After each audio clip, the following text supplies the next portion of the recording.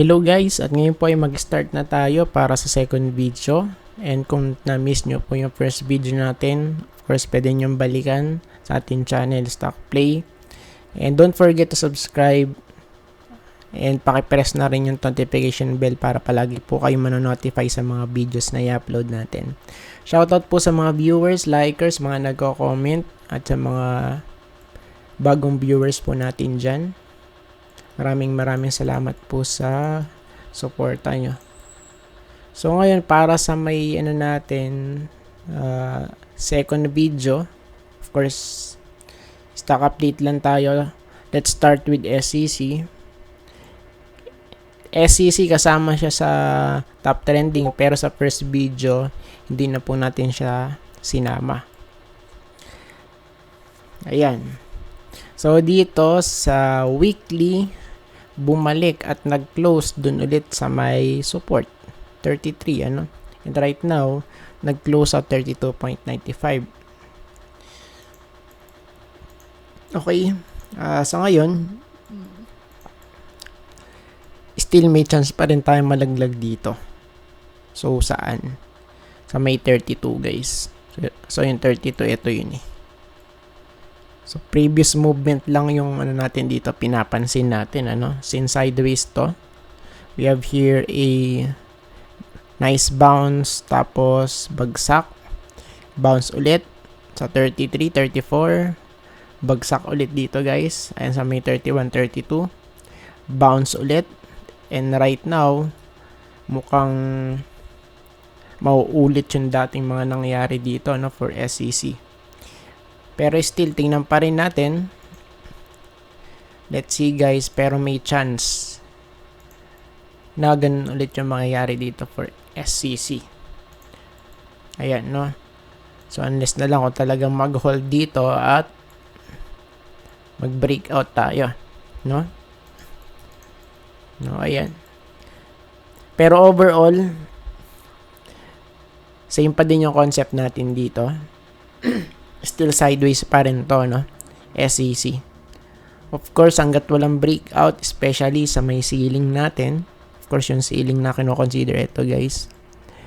So, twice na po siyang na-reject. And kung papansinin natin yung mismong rejection, nag-lead sa sell-off. Diba? And kaya sa part na to, of course, we need a good breakout for this one. Since wala pa naman, i-check tala natin sa susunod, DMC. Ayan, so medyo namumula rin kasi nga malapit nga dun sa may resistance eh. Same here, crossover. Ayan, so bearish to. So I think sa next week, okay, possible tayo malaglag dito sa may support, sa may loob ng green box. Malapit po yan sa 11.2. Ayan, pagka sinilip natin sa daily chart, medyo namumula na siya tapos eto na yung hudyat guys. Okay, pabagsak na, We have here lower high tapos lower low. Bearish guys,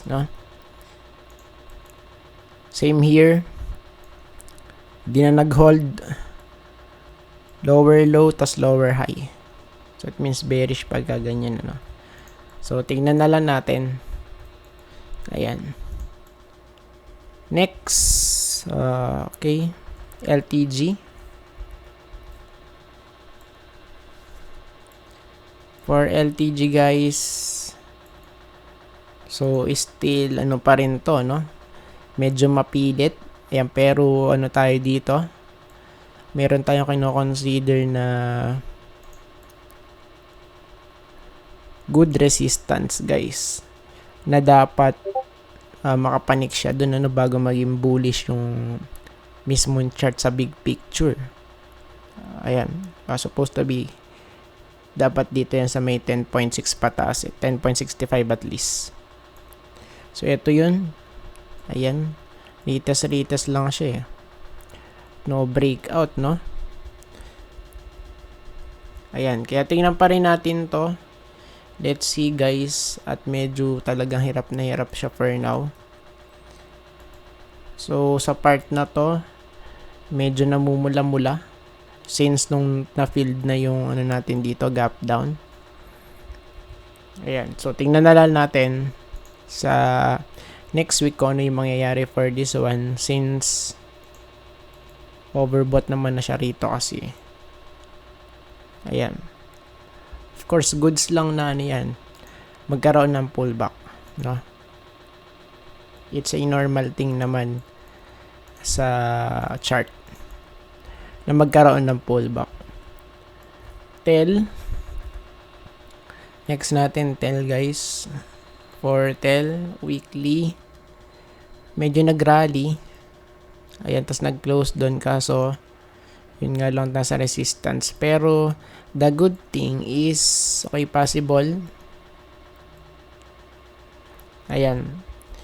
Bullish crossover sa weekly. Okay, plus oversold. So it means may chance na mag-retest ulit dito sa 1.6. Ayan, kasi ito na yung next resistance natin for this one. Ayan. So ito po itsura niya.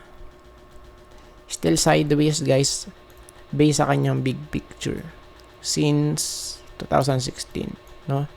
So yun nga lang dito, medyo matagal yung mga ano niya, no? Yung mga channel niya rito. Ayun, no? Bagsak. 2022, grabe, no? Ayan.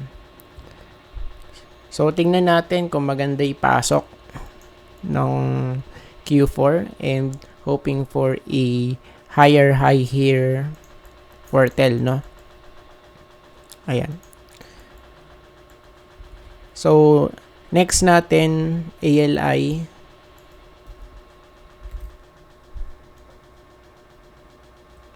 ALI guys, medyo nagkaroon na ng weak since nung nahit to, no?